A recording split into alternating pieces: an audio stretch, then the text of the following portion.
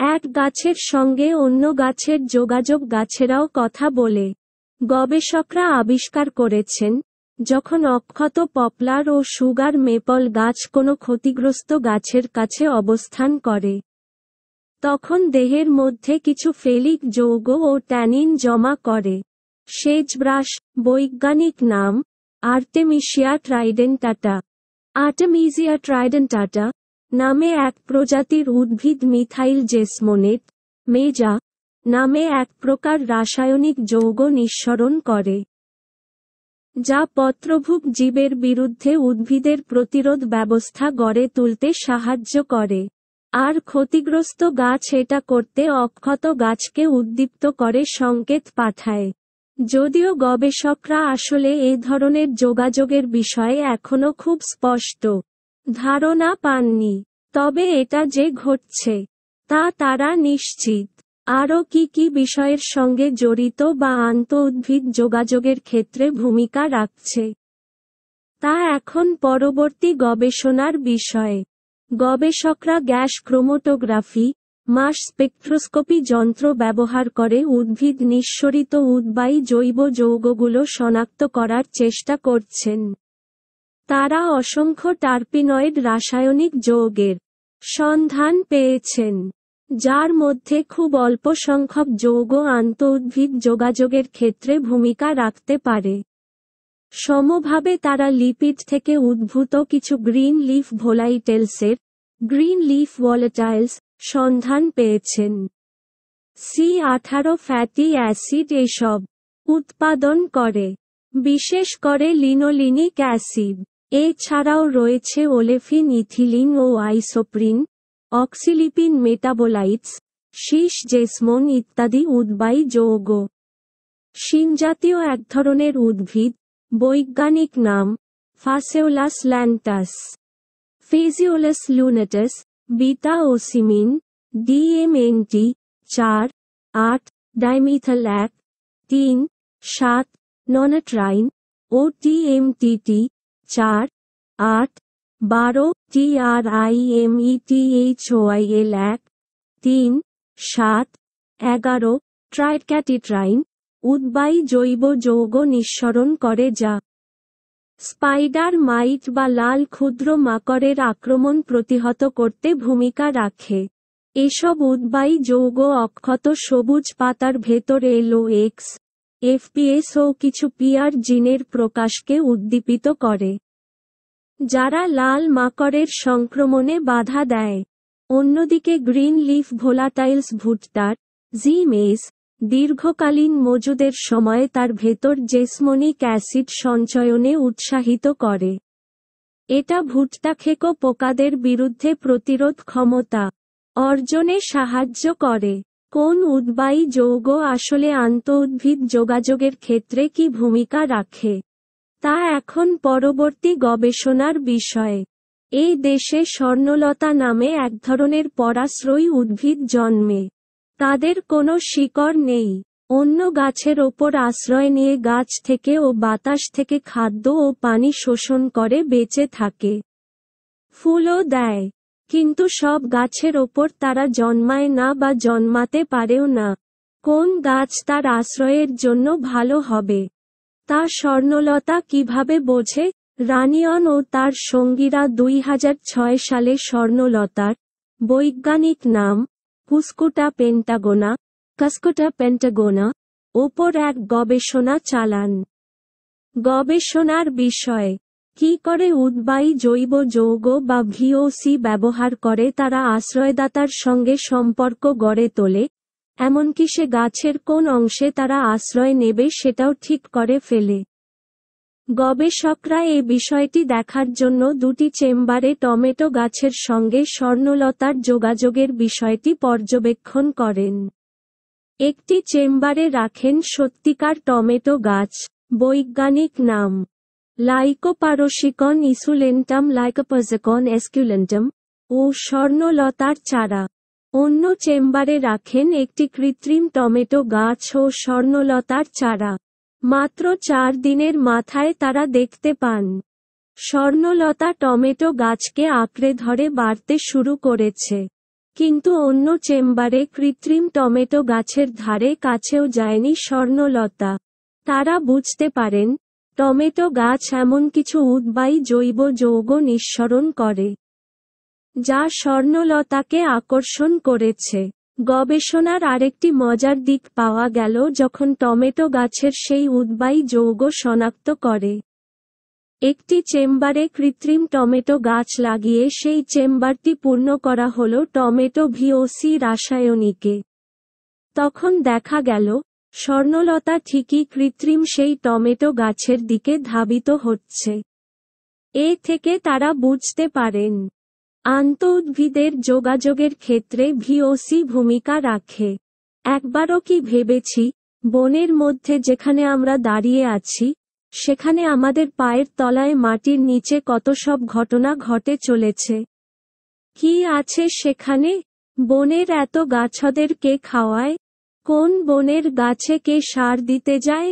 নিজেদের মধ্যে যোগাযোগ, গাছের সঙ্গে গাছের যোগাযোগের ক্ষেত্রে বা গাছের সঙ্গে অন্য জীবের যোগাযোগের ক্ষেত্রে শুধু যে কিছু উদ্বায়ী জৈব রাসায়নিক যৌগ দায়ী তা নয়, আরও অনেক বিষয় এর সঙ্গে রয়েছে।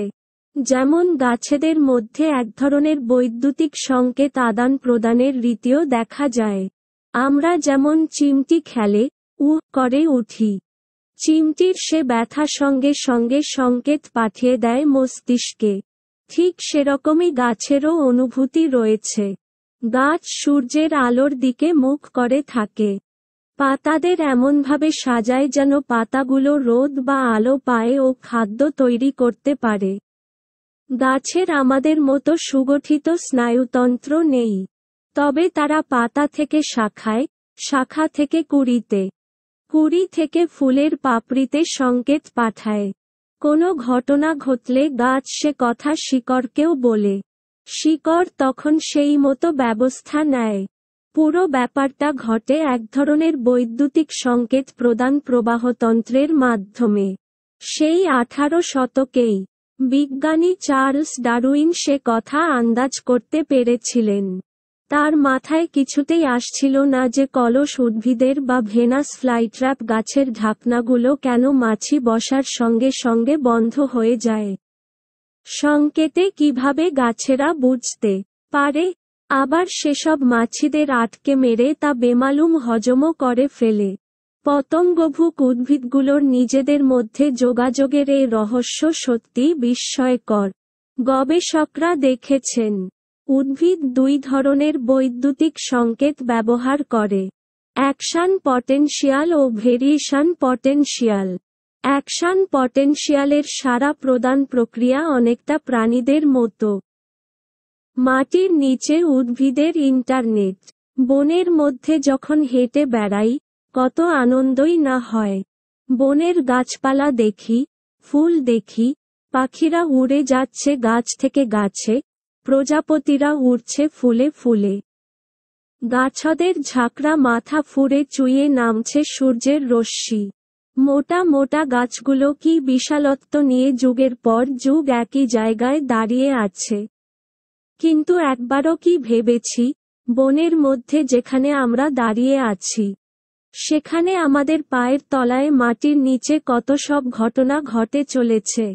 কি আছে সেখানে? বনের এত গাছদের কে খাওয়ায়? কোন বনের গাছে কে সার দিতে যায়? কোথায় পায় গাছগুলো এত পুষ্টি? বনের কোন গাছটা দুর্বল?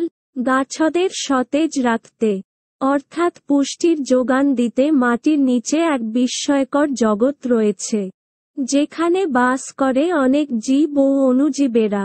ব্যাকটেরিয়া অণুজীবেরা মাটির জৈব পদার্থ পচিয়ে গাছকে পুষ্টি দেয়। কেঁচো তার মল ত্যাগ করে মাটিকে উর্বর করে। আর কিছু ছত্রাকের সুতোর মতো মাইসেলিয়াম বনের ভেতর মাটির নিচে এক বিশাল নেটওয়ার্ক গড়ে তোলে। সেটা দেখতে অনেকটা তারের মতো। চিকন মোটা আঁকা বাঁকা সূত্রের এক মহাজাল বিছিয়ে রয়েছে বনের মাটির নিচে। ওগুলোই গাছের ইন্টারনেটের মতো এক গাছের সঙ্গে অন্য গাছের যোগাযোগ রক্ষা করে চলেছে। এগুলো এত সবল যে একটা বা দুটো ছত্রাক সূত্রই শাখা প্রশাখা বিস্তার করতে করতে পুরো বনের মাটির নিচে একসময় ছড়িয়ে পড়ে। আমরা এর অস্তিত্ব টের পাই যখন বনের মাটির ওপর কিছু ব্যাঙের ছাতার মতো মাশরুম দেখি। ওগুলো ওদের ফ্রুট বডি, স্পোর বা বীজাণু তৈরির অঙ্গ। মাটির নিচের থাকা ছত্রাক সূত্রগুলো খুব সূক্ষ্ম ও সরু। এসব ছত্রাক সূত্রগুলো একে অপরের সঙ্গে ও গাছগুলোর শিকড়ের সঙ্গে জোড়াজড়ি করে থাকে। এরা এই নেটওয়ার্কের মাধ্যমে গাছগুলোর মধ্যে নাইট্রোজেন, কার্বন ও অন্যান্য খনিজ দ্রব্য বা পুষ্টি স্থানান্তর করে। আর এগুলোর মাধ্যমেই গাছগুলো একে অপরের সঙ্গে যুক্ত হয় ও সংকেত আদান প্রদান করে। একটা উদাহরণ দিয়ে বোঝানো যাক। বনের মধ্যে নানা পরিবেশ ও স্থান থাকে। ধরা যাক, নিচু স্যাঁতস্যাঁতে ছায়াময় স্থানে একটা গাছের চারা জন্মাল। সেখানে তার টিকে থাকার উপযুক্ত পরিবেশ নেই, খাদ্য নেই, আলো নেই।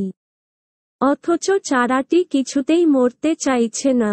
একটু নিজেকে বড় করতে পারলেই সে আকাশ দেখতে পাবে, আলো পাবে আর সূর্যের আলোতে তার পাতারা সালোকসংশ্লেষণ প্রক্রিয়ায় খাদ্য বানাতে পারবে। কিন্তু এ চারা ওই আলো না পেয়ে সালোকসংশ্লেষণ করতে পারছে না, তৈরি করতে পারছে না খাদ্য। তাই সে তখন কাছে থাকা বড় গাছদের কাছে এসব ছত্রাক সূত্রের মাধ্যমে সাহায্য পাওয়ার সংকেত পাঠায়। বলে, আমাকে খেতে দাও, বাঁচতে দাও। তখন বড় গাছগুলো তার দেহে তৈরি করা খাবারের কিছু অংশ ও সব ছত্রাক সূত্রের মাধ্যমে চারা গাছের শিকড়ে পৌঁছে দেয়। চারা সে খাদ্য পেয়ে পরিপুষ্ট হয়, বড় হয়। তা বলে ভাববেন না, ছত্রাক সূত্রগুলো কোনো লাভ ছাড়া গাছগুলোর মধ্যে এভাবে যোগাযোগ করিয়ে দিচ্ছে। বিনা স্বার্থে পুষ্টি উপাদান তথা খাদ্য বয়ে নিয়ে যাচ্ছে। কোনো গাছ যখন ছত্রাক সূত্রের মাধ্যমে পুষ্টি স্থানান্তর করে, তখন তার খানিকটা অংশ কমিশন হিসেবে সে নিজে শুষে নেয়। এতে উভয় পক্ষই উপকৃত হয়। এজন্য ছত্রাক সূত্রের সঙ্গে গাছেদের এরূপ সহাবস্থান ও সহযোগিতাকে বলা হয় মিথজীবিতা। ইংরেজিতে সিম্বাওসিস। পরিবেশবিদ সুজানে শিমার্ডের ধারণা, গাছ সালোকসংশ্লেষণের জন্য বায়ুমণ্ডল থেকে যে পরিমাণ কার্বন শোষণ করে, খাদ্য প্রস্তুতের পর সেই কার্বনের প্রায় 30 ভাগ সার্ভিস চার্জ বা কমিশন হিসেবে দিতে হয় ছত্রাক সূত্রগুলোকে। মাইকোরাইজা বা ছত্রাক সূত্র বনের গাছগুলোকে ডাক পিয়নের মতো কার্বন বিলি করে। বিনিময়ে সার্ভিস চার্জ হিসেবে এটা গ্রহণ করে নিজেরা পরিপুষ্ট হয় ও বেঁচে থাকে। এতে গাছগুলোর কোনো অসুবিধে হয় না। ঘাটতি পড়লেই বায়ুমণ্ডলে থাকা কার্বন ডাই অক্সাইড থেকে তা গ্রহণ করতে পারে। কিন্তু এই নেটওয়ার্কের ফলে উপকৃত হয় রুগ্ন ও দুর্বল, অপুষ্টিতে ভুগতে থাকা বনের গাছগুলো। এই সিস্টেমে সাধারণত বুড়ো ও বয়স্ক গাছগুলো মায়ের মতো দায়িত্ব পালন করে। ওদের শিকড়ের অগ্রভাগ থেকে সংকেত পেয়ে সে গাছ অন্য গাছের কাছে খাবার পাঠিয়ে দেয়। এভাবে বনের সব গাছই ভালো ও স্বাস্থ্যবান থাকে। বনের ইকোসিস্টেমে সমগ্র জীবগোষ্ঠীর পারস্পরিকভাবে উপকৃত হওয়ার কি আশ্চর্য ব্যবস্থাই না প্রকৃতি নিজ হাতে নির্মাণ করে রেখেছে। এসব ভাবলে অবাক হতে হয়।